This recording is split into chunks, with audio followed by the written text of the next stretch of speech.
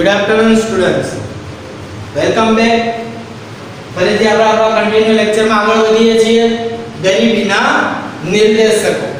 તો વિદ્યાર્થી મિત્રો, તમે અત્યાર સુધીમાં ગરીબી વિશે માહિતી મેળવી કે જે બેઝિક નીડ રોટી, કપડા, મકાન, શિક્ષણ, આરોગ્ય જે બેઝિક નીડ નથી મેળવી શકતા એ લોકો ગરીબ છે. અને આ જે ગરીબો છે એને એની કક્ષા, એનું બંધારણ જે દર્શાવતી બાબતો છે એને કહેવાય છે નિર્દેશક. ટોટલ નિર્દેશક કેટલા છે આપણે જોયું હતું? 11. કેટલા નિર્દેશક છે વિદ્યાર્થી મિત્રો? 11. એમાંથી આપણે કેટલા માન્યા હતા? 2. કે જેમાં આપણે સૌથી પહેલા જોયું હતું કે નીચી માથાદીઠ ઘરગથ્થુ વપરાશી ખર્ચ. ઘરગથ્થુ વપરાશી ખર્ચ કેવો હોય? નીચો હોય. નીચો એટલે કે ઓછો હોય, જે આપણે ચર્ચા કરી ગયા હતા. અને બીજું આપણે જોયું હતું કુપોષણનું પ્રમાણ. શું જોયું હતું આપણે? કુપોષણનું પ્રમાણ, કે જેમાં જોયું હતું કે ભારતનો સેકન્ડ રેન્ક એક સમયે હતો. રેડી? તો આપણે થર્ડ પોઈન્ટ તરફ આગળ વધીએ કે અપેક્ષિત આયુષ્ય અને બાળ મૃત્યુ દર. જો અપેક્ષિત આયુષ્ય એટલે શું? કે બાળક જ્યારે જન્મે એ સમયે જો રોગિષ્ટ ન હોય અથવા તો ખોળખાપણ વાળું ન હોય, વ્યવસ્થિત હેલ્ધી બાળક હોય તો એ પ્રમાણે એનું એક આયુષ્ય જનરેટ થતું હોય છે. અને એવી જ રીતે બાળ મૃત્યુ દર પણ જનરેટ થતો હોય છે, સમજી લેજો. તો છોકરાઓ ગરીબ હોય એનું જે લેવલ હોય એમાં અપેક્ષિત આયુષ્ય અને બાળ મૃત્યુ દરનું પ્રમાણ છે ને બહુ ઓછું હોય. એનું જે લેવલ હોય વિદ્યાર્થી મિત્રો એ ઓછું હોય. શું કામ ઓછું હોય? એની પાછળનો રીઝન હોય છે, સમજી લેજો. કે એ લોકો નાની મોટી માંદગીથી છે તે પીડાતા હોય છે.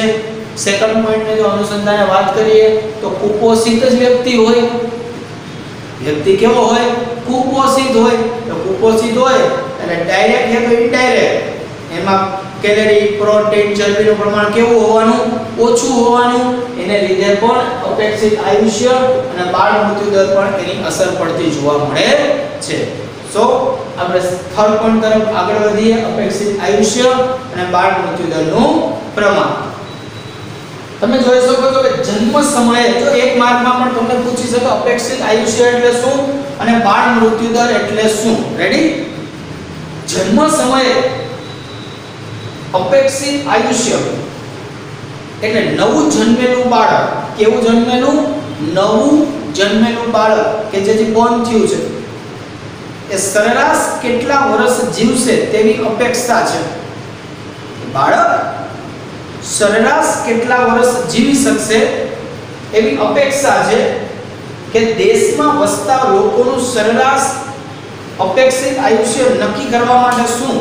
તો પૂરતો પોષણક્ષમ આહાર, કે તેને પૂરતો પોષણક્ષમ એટલે પોષણ મળે તેવો આહાર એટલે કે ખોરાક મળવો જોઈએ. સ્વચ્છતા કમ્પલસરી છે, કે એનો જે રહેણાંક વિસ્તાર કે જે કંઈ પણ હોય એની સ્વચ્છતા, એની આજુબાજુમાંથી એને જે પીવાનું પાણી છે તે કેવું હોવું જોઈએ? શુદ્ધ હોવું જોઈએ. એટલે કે પીવાનું શુદ્ધ પાણી. સ્વાસ્થ્ય સેવાઓ, આજુબાજુમાં ડોક્ટરી ને બધી સેવાઓ એને સ્વાસ્થ્ય સેવાઓ કહેવાય, કે જે આપણે નેક્સ્ટ પોઈન્ટમાં ભણશું. તો સ્વાસ્થ્ય સેવાઓ વગેરે પર આધાર રાખે છે. આ બધી વસ્તુ છોકરાઓ જેટલી સારી એટલું અપેક્ષિત આયુષ્ય સારું. આજ તમે ગંદુ પાણી પીવો છો તો માંદગી આવવાની શક્યતા વધી જાય છે. આજુબાજુમાં ગંદા વસવાટો હોય તો ગંદકીને કારણે અને એ વસાહતને કારણે રોગ આવવાની જે શક્યતા છે શું થઈ જાય છે? તો કે વધી જાય છે. આમ ગરીબ વ્યક્તિઓ આ પ્રકારની જે સગવડો છે, આ બધી શું કહેવાય? સગવડો. એ સગવડ ઓછી પ્રાપ્ત કરતા હોવાથી તેમનું સરેરાશ આયુષ્ય કેવું હોય છે વિદ્યાર્થી મિત્રો? નીચું હોય છે. છોકરાઓ આપણે જે સુવિધા મેળવી છે ને એ ઘણી સારી છે. ઘણી એટલે કે બહુ સારી છે એમ કહીએ ને તો પણ ચાલે સ્ટુડન્ટ. આપણા કરતા એ લોકોને સુવિધા બહુ ઓછી મળે છે, નહીવત મળે છે. આપણે તો રાત્રે ઓલાવ લગાડીને સૂઈ જાય, એ લોકોને તો કાંઈ એવું ના હોય. આપણે તો પાણી એટલો ફિલ્ટર, આરોનું ફિલ્ટર પાણી પીવીએ. આ બધી સુવિધા આપણી પાસે હોય, પણ ગરીબ પાસે શું બધી સુવિધા છે? તો કે નહીં, એ તો જે નળમાં પાણી આવે ડાયરેક્ટ પી લે છે. માટે એનું જે આયુષ્ય છે એ કેવું રહે છે તો કે નીચું રહે છે. તો બીજો પોઈન્ટ છે બાળ મૃત્યુ દર એટલે શું? તો કે બાળ મૃત્યુ દર એટલે દર 1000.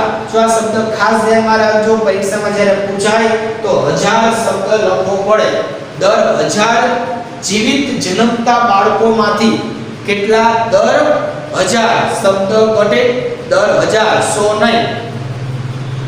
વંશગત તમે જોઈ લો, દર 1000 જીવિત જન્મતા બાળકોમાંથી 1 વર્ષથી ઓછા સમયગાળામાં કેટલા?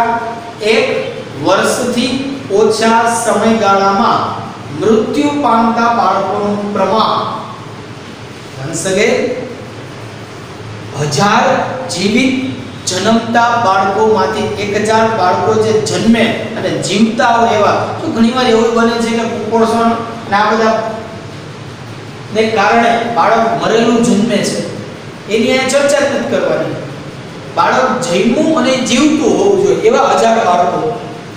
બાળકનો જન્મ થયો અને 1000 બાળક જન્મેલા અને જીવિત હોવા જોઈએ. એમાંથી 1 વર્ષથી ઓછા સમયગાળામાં જીવતા જન્મે અને 1 વર્ષથી ઓછા સમયગાળામાં જે મૃત્યુ પામે, તે મૃત્યુ પામતા બાળકોનું જે પ્રમાણ છે એને કહેવાય છે બાળ મૃત્યુ દરનું પ્રમાણ.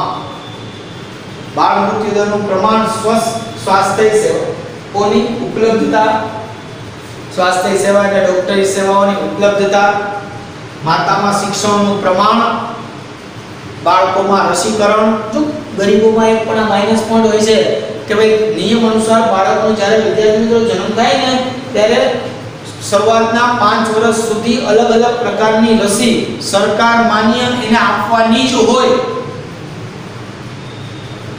હવે આ લોકો તો ભણેલા ન હોય, પછાત હોય, ખબર ન હોય, એને કારણ શું છે કે બાળકોને રસી આપતા જ નથી. હવે રસી ઘણી બધી મફત જ હોય છે, સરકારી હોય છે, પણ એ આપવી તો પડે ને, એ આપતા તો નથી.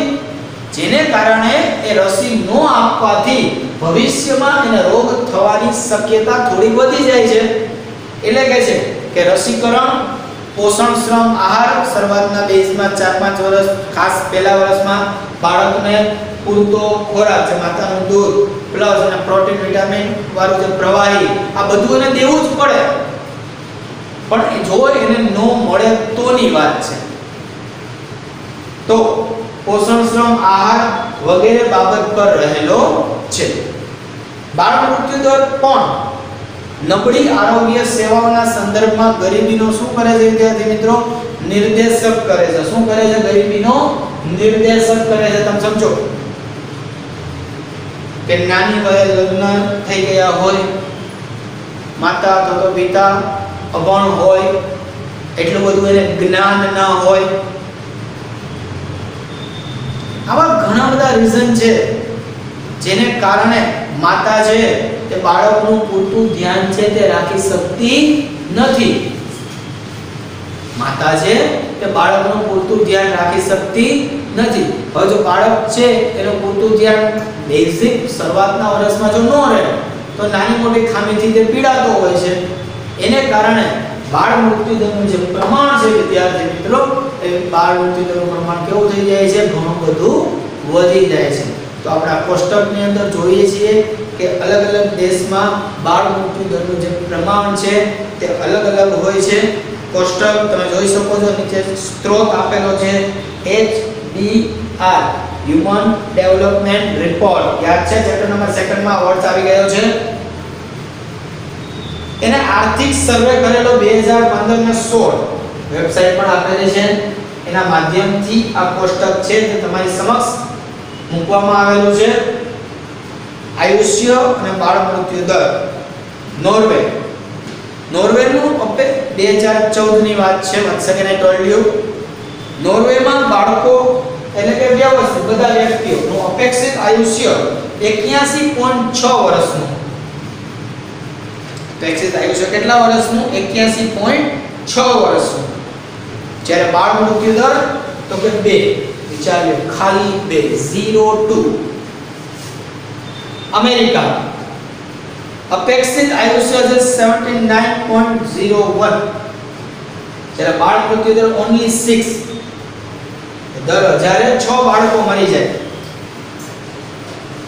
શ્રીલંકામાં 74.9 બાળ મૃત્યુ દર. ચીનમાં 75.8 બાળ મૃત્યુ દર 10. નાવ ઇન્ડિયા અપેક્ષિત આયુષ્ય 68 બાળ મૃત્યુ દર જો 39. તો વિચાર્યો હાઈએસ્ટ રેન્જ ઉપર આલી છે. શું કામ? કારણ કે ગરીબી કેવી છે?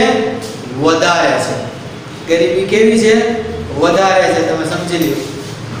તો તમે જોઈ શકો છો અલગ અલગ પ્રકારે કે અલગ અલગ દેશમાં અલગ અલગ બાળ મૃત્યુ દર અને સાથે અલગ અલગ શું જોવા મળે છે? અપેક્ષિત આયુષ્ય પણ અલગ અલગ જોવા મળે છે. અપેક્ષિત આયુષ્યમાં આપણે ઓછું છે, તમે સમજો, અને બાળ મૃત્યુ દર વધારે છે. માટે દેશની અંદર ગરીબી છે અને ગરીબી ઘણી વધારે લેવલની પણ છે એવું અહીં સાબિત પણ વિદ્યાર્થી મિત્રો કરી શકાય છે. નેક્સ્ટ પોઈન્ટ આપણે છે તબીબી સેવાઓ. તબીબી સેવાનું અત્યારનું લાઈવ એક્ઝામ્પલ બહુ સારું છે. તબીબી એટલે ડોક્ટરની સેવા. જો આપણા દેશમાં સરકારી अस्पताल પણ છે ને પ્રાઇવેટ अस्पताल પણ છે, એટલે કે દવાખાના. પણ પરિસ્થિતિ એ છે કે જ્યારે કોઈ પણ મહામારી આવે કે જે અત્યારે ચાલી રહી છે એ સમયે ડોક્ટરની સારવાર પૂરતી મળે છે? જોઈએ એટલા ડોક્ટર્સ છે? સમજો.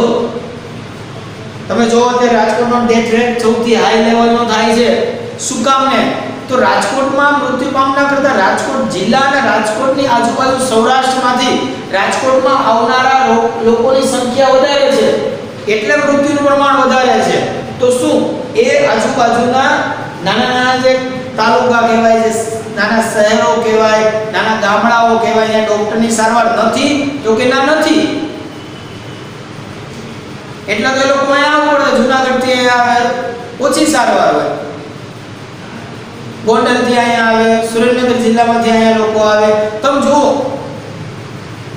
આ જે પ્રમાણ છે એને કહેવાય છે તબીબી સગવડો. જો કે કોરોનાનું એક્ઝામ્પલ છે, બાકી ઘણી બધી સુવિધા છે.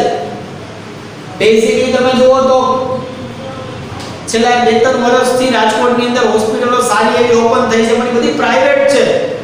બાકી જે હાલની તારીખે તમે જો કેન્સર ને એડ્સ ને આ બધા રોગ હોય ને, એટલે તમે જો કાયદેસર ડોક્ટર સલાહ આપે અમદાવાદ લઈ જાઓ, અહીંયા ઓપરેશન નહીં થાય.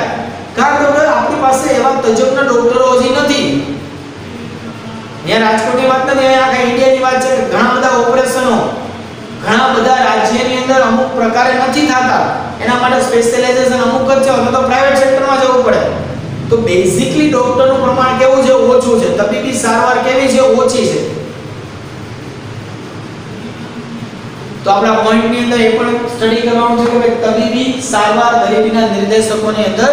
તો જો તમે જો આમાં ખાસ ધ્યાનમાં રાખજો કે જે ડોક્ટરોની સંખ્યા આપેલી છે, જે તમને એક્ઝામની અંદર સૌથી વધારે કામ લાગશે. સ્વાસ્થ્ય ક્ષેત્રે ડોક્ટરો, નર્સ, કમ્પાઉન્ડર વગેરે કર્મચારીઓનો સમાવેશ છે તે કરવામાં આવે છે. આ દરેકે દરેક લોકો છે કે જે સ્વાસ્થ્ય કર્મચારી છે એનો સમાવેશ કરવામાં આવે. અને તેની અછત સ્વાસ્થ્ય સેવાઓને પ્રતિકૂળ અસર કરે છે, એટલે ખરાબ અસર કરે. ભારતમાં આંતરરાષ્ટ્રીય તુલનાએ તમે જોવા જાઓ તો તબીબી સગવડ એટલે શું થાય? ડોક્ટરની સેવા. આંતરરાષ્ટ્રીય તુલનાએ તબીબી સગવડો અને ડોક્ટરોની અછત જોવા મળે છે.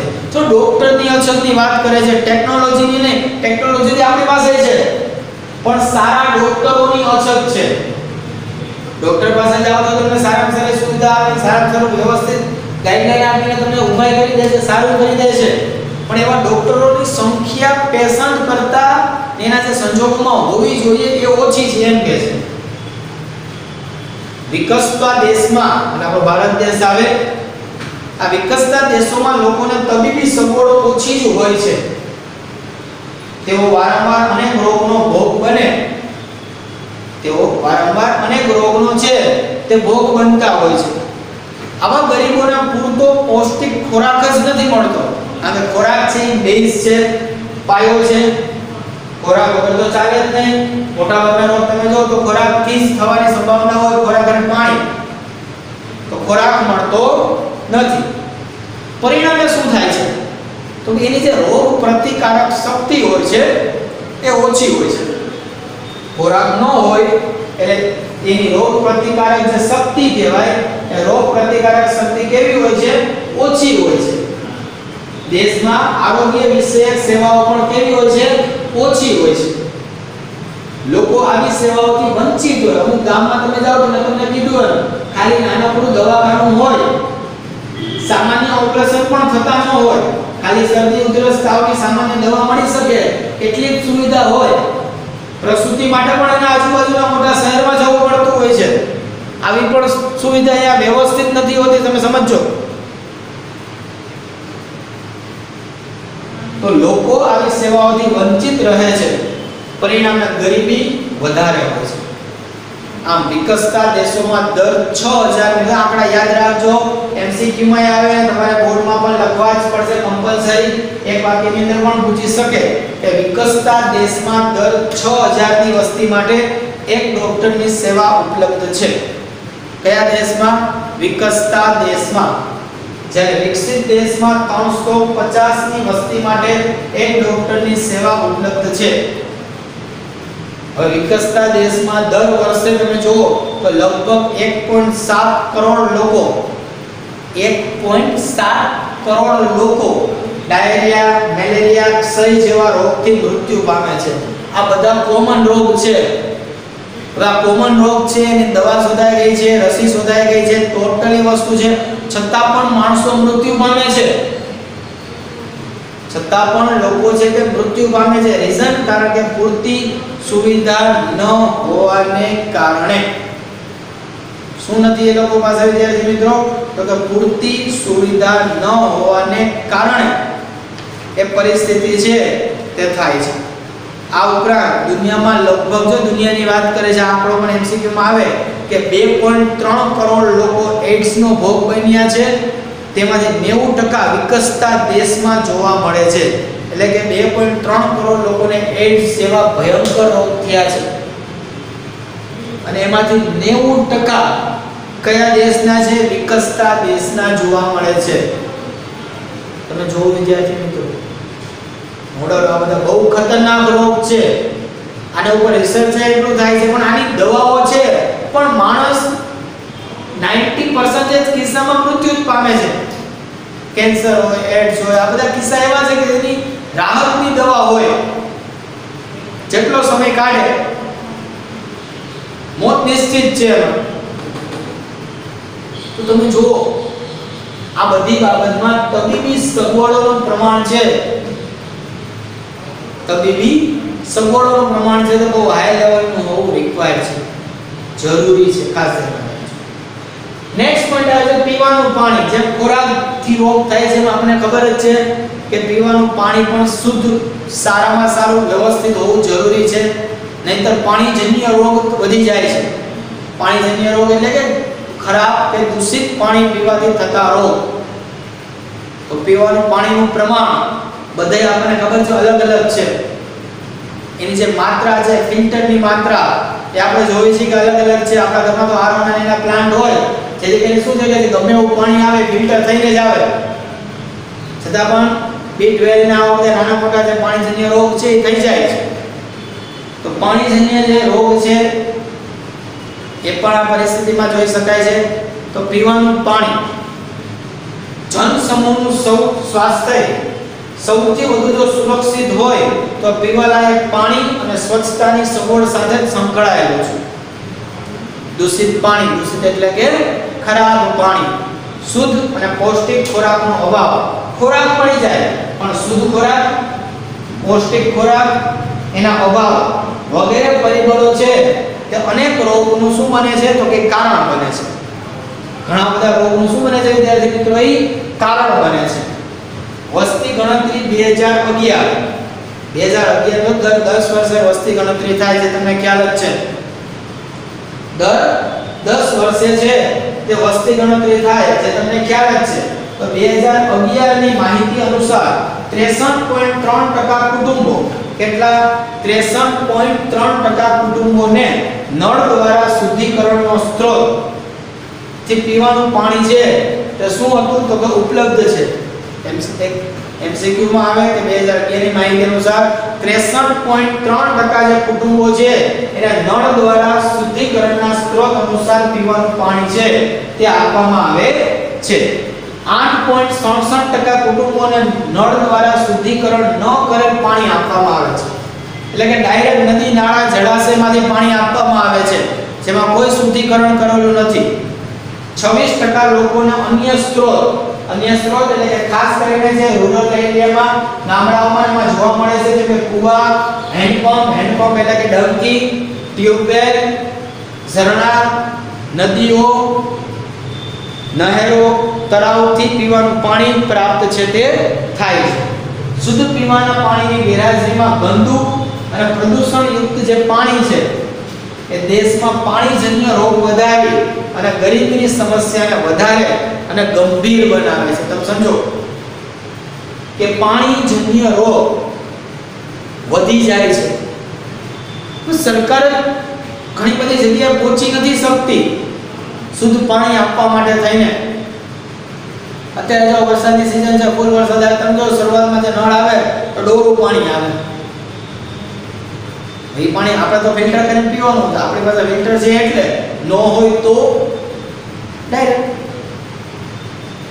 તમે સમજો તો પીવાનું પાણી પણ પૂરેપૂરી સુવિધા સાથે મળવું છે તે જરૂરી છે.